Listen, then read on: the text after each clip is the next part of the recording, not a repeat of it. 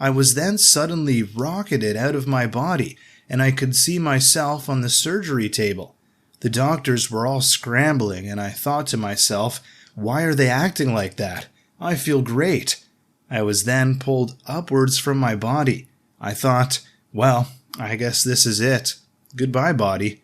I was then taken into a tunnel by an individual made of light. I had seen the individual before the anesthesia was given to me. When I first saw this being, I thought, who are you? No answer came at that time, nor did an answer come while I was led through the tube of light. Then I was inside a void with a mysterious being. I asked this being, who are you? No more answers. I ran through fields of tall grass, my laughter echoing through the clear blue sky above. As I approached a small hill, I caught sight of a figure standing at the top. A smile spread wide across my face. It was my grandfather, the man who had taught me so much about the world, and who had always been there for me through thick and thin. But my grandfather had passed away many years ago, and the boy had never expected to see him again. As I ran up the hill, I could hardly believe his eyes. There was my grandfather, standing tall and proud, his eyes twinkling with joy as he welcomed me into his arms. For a moment, I was overwhelmed with emotion. I had missed his grandfather so much, and had always felt a deep sense of loss since his passing. But now, in this idyllic paradise, I felt a sense of peace and contentment that I had never experienced before. Together, I and my grandfather walked through gardens filled with blooming flowers, our petals soft and fragrant against our skin.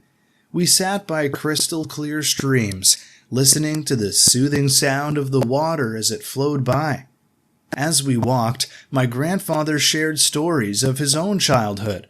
Then I was given a life review while inside the void. During this review, I told the being to pause. I wanted to better examine the parts of my life.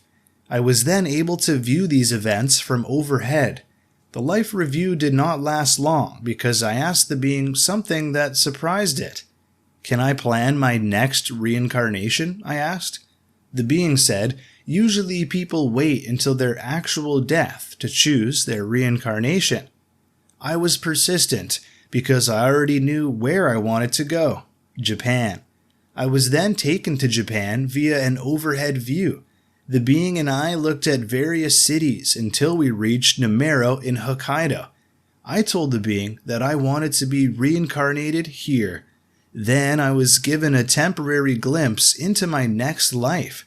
As the gentle breeze rustled through the branches, the young man wandered through the cherry blossom forest, his senses alive with the sweet fragrance of the blooming flowers. The soft petals of the sakura swayed in the wind, casting a flurry of pink and white hues across the forest floor, and the tranquil atmosphere was broken only by the distant chirping of birds. As I walked deeper into the forest, I felt a sense of peace wash over me. The surrounding trees provided a natural canopy, casting dappled shadows across the forest floor, and the coolness of the air was a welcome respite from the bustling city. I paused for a moment, my eyes drawn to a particularly vibrant blossom. I reached out, gently tracing the delicate petals with my fingers, marveling at the intricate beauty of nature. As I continued his walk, I took in the sights and sounds of the forest. I watched as a group of birds flitted from branch to branch, their cheerful chirps filling the air. I breathed in the fresh scent of the earth and felt the soft crunch of fallen leaves beneath my feet.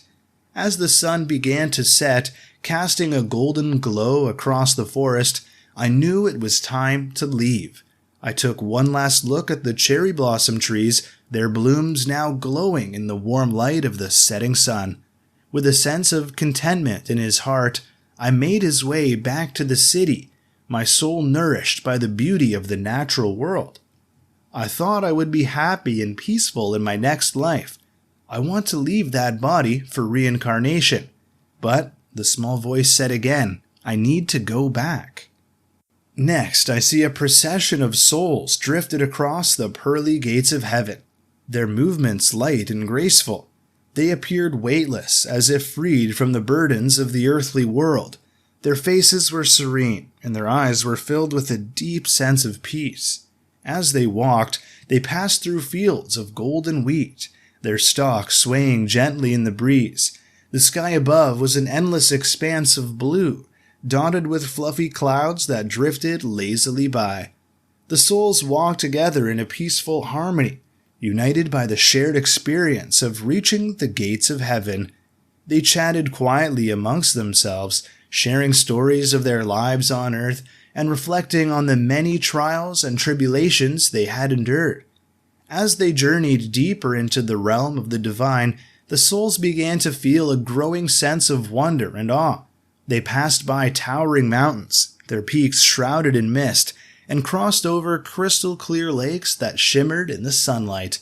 Finally, the procession came to a stop in front of a grand palace, its walls gleaming with an otherworldly radiance. The doors slowly swung open, revealing a blinding light that filled the souls with a sense of pure love and joy. As they stepped inside, the souls were embraced by a sense of warmth and peace and knew that they had truly come home. They smiled, content in the knowledge that they had found eternal rest and happiness in the afterlife. At that moment, I was pulled back into my body.